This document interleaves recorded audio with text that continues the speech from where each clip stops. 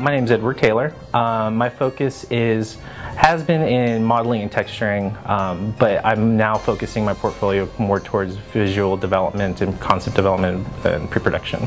I chose ATEC because I have a friend who works in the game industry, and visiting him at his work really made me decide that I wanted to go that route. And so I decided to research schools in the area that focused on 3D animation and game design.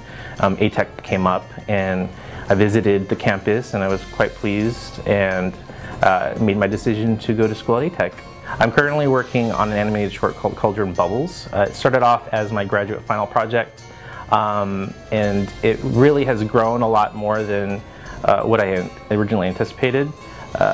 So working with my mentors, Bruce Barnes and Todd Fector, I had come up with concept development for it and storyboards for the project. I actually had 5 different stories I was working on at the same time, and they had suggested that I worked in a team and I had to pick the best one of the stories, and of course it was the biggest one. And so Cauldron Bubbles was kind of, chosen because of the team aspect that I had to create for it. With every production, there's always going to be things that you didn't anticipate.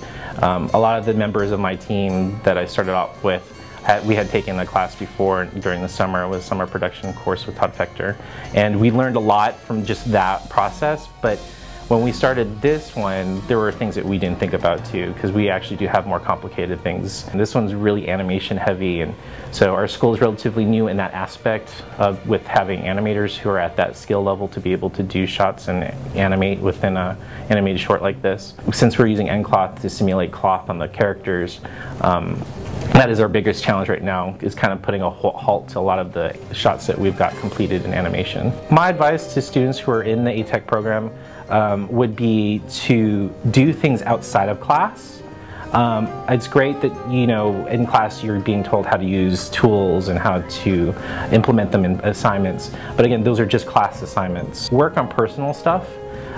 So that way, when you're building a portfolio as you're going through the classes, you have things that are original. Now, as a professor teaching classes, I don't think that students realize how important it is for them to take that initiative to do stuff on their own.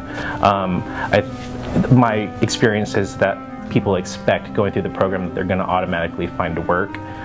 That's not the case. It's also about what you actually put into not only your assignments, but also the stuff you do on your own.